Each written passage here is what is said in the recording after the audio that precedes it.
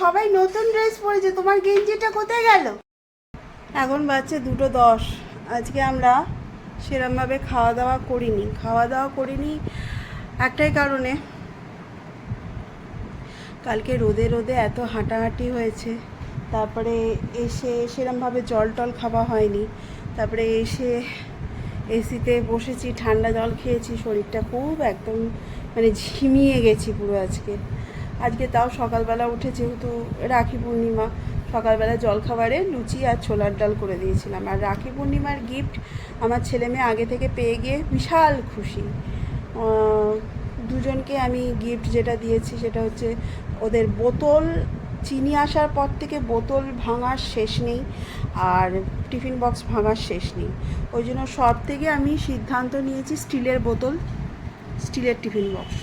সেটা ওরা এতটাই আকাল ধরেছিল এর জন্য যে ওরা আগে থেকেই নিয়ে নিয়েছে, আগে চলে এসেছিলো, আগে থেকে নিয়ে নিয়েছে। আর আমি তো যাচ্ছিলাম আর যাওয়া আসা করছি এই জন্মাষ্টমী পুজোর জন্য,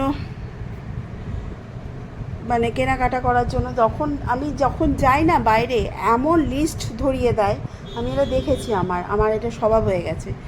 শুধু এইটা হলো আচ্ছা, এইটা হলো আচ্ছা, এটা হলো ওইটা করতে করতে নিজের কোনো জল বা কিছু খাওয়া বা নিজের একটু চা খাওয়া সেটাও হয় না। ওই জন্য আজকে পুরো শরীর পুরো একদম ডাউনে চলছে। আচ্ছা, ঠাকুরদেরকে আজকে ভালো করে সাজিয়ে দিয়েছি।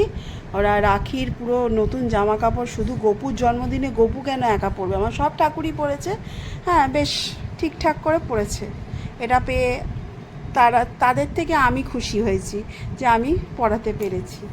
এটুকু হলো। এটা গেল। চিনির দুটো ড্রেস এসছে, তার মধ্যে একটা ড্রেস পরে উনি তোজো দাদাকে রাখি পরাতে গেছিল, ট্রিট নিয়ে গিয়ে। তোজো দাদা তো রাখির থেকে ট্রিটটা বেশি পছন্দের হয়েছে, চিনির অত একটু ঘ্যাম হয়ে গেছে, তাই না চিনি? সবাইকে সবার গিফট দিতে পেরে আমি খুব খুশি। আর ভাইকেও আমি ভাই শুধু বলে তোমার কাপের কালেকশানগুলো খুব সুন্দর, তা আমি ভাইকেও একটা কাপ দিলাম। আর আমার ছেলে মেয়েও গিফট পেয়ে গেছে, বোতল, হেডফোন। ও সর্দি বাইরে থেকে হেডফোন পাঠিয়ে দিয়েছে, সেটাও পেয়েছে, বেশ ভালো হয়েছে। তাই এই করে করে রাখি পূর্ণিমাটা ঠিকঠাক হলো। কারণ তারপরেই আসছে আবার জন্মাষ্টমী আসার পরপরই আবার পুজোর জন্য তোড়জোড় শুরু হবে। মানে বাঙালিদের 13 পার্বণ কেন, আমার মনে হচ্ছে এখন 13 থেকেও বেশি পার্বণ চলছে, আর পেরে উঠছি না। তাই জন্য এখন সকালবেলায় সবাই লুচি ছোলার ডাল খেয়ে, মিষ্টি খেয়ে সবারই পেট ফুল।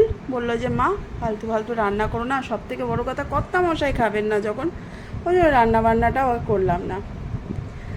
তো ব্যাস, এই নিয়েও আজকে রাখি পূর্ণিমা বলে কেউ ওনাকে মিষ্টি দেয়নি, সেই দুঃখে ও দিদির মিষ্টিটাকে কেড়ে নিয়ে খেয়ে নিয়েছে। আমি ওই জন্য ওকে বলেছি তোকেও আজকে আমি কিছু খেতে দেবো না। ওই জন্য আজকে রান্না বান্নার কিচ্ছু নেই, চুপচাপ আমি একটু এসি চালিয়ে শুয়ে আছি, কারণ শরীরটা ক্যালপলটি খাচ্ছি, গরমে ঘামছি, আবার গায়ে কাঁটাও দিচ্ছে, আবার শরীরে প্রচণ্ড ব্যথা। এত ব্যথা কেন হচ্ছে বুঝতে পারছি না, একটু অনিয়ম হয়েছে, একটু হাঁটাহাঁটি হয়েছে, তার জন্যই হয়েছে। ওই জন্য এই বেলাটা রেস্ট দিলাম, ও বেলায় দেখি কি করি। ছোলার ডাল আছে, পনির মাশরুম আছে, তরকারি আছে, একটুখানি রুটি, নাহলে কিছু রুটিরও আটা মাখা আছে। টাটা।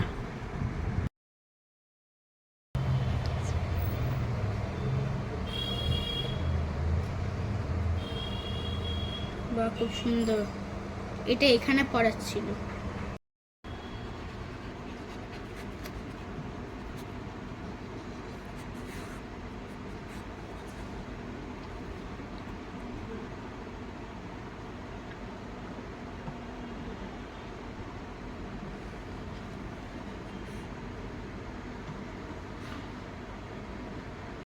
রাখি পূর্ণিমা। তো আমি আমার বাবাকে রাখি পরিয়েছি, মেয়ে পরিয়েছে মেয়ের ভাইকে, ঠিক আছে। আজকে রাখি পূর্ণিমার জন্য সবাইকে নতুন জামা পরিয়েছি, কেউ নতুন জামা পরে না, আমি এবার জোর করে পরিয়েছি।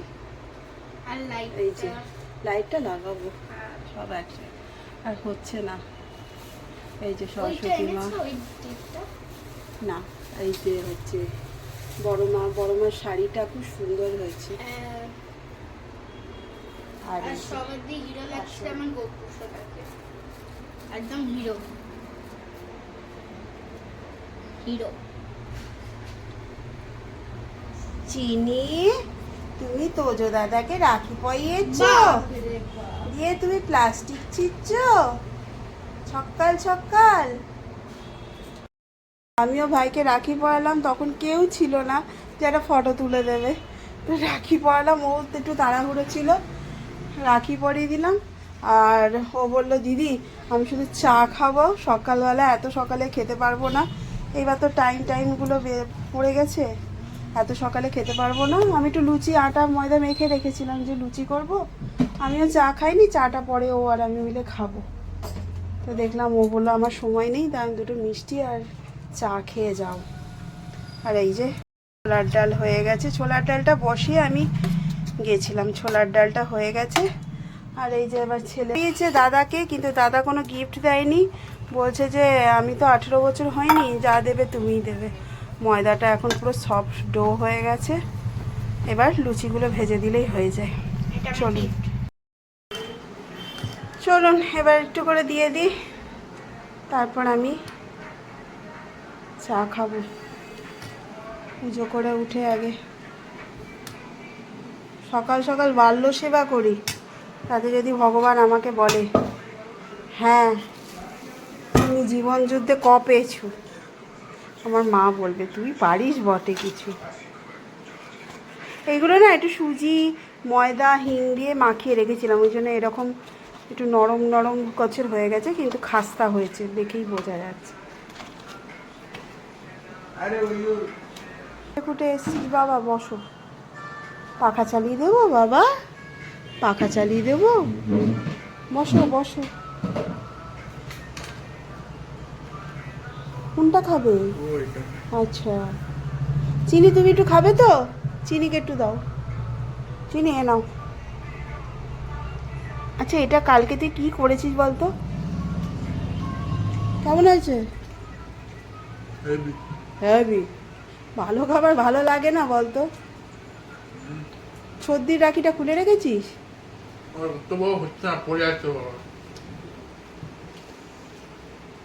সর্দির রাখি পাঠিয়েছে এত বড়, দিয়ে মানে মুখের সমান, দাঁড়া দিয়ে আরে গিফটটা নিয়ে আগে ইয়ে করে নিয়েছে। চলো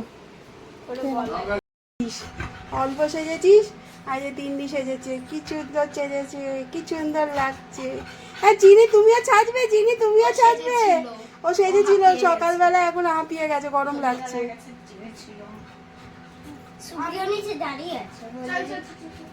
যা এটা ক্লিপ লাগা চুলে, সুন্দর লাগছে।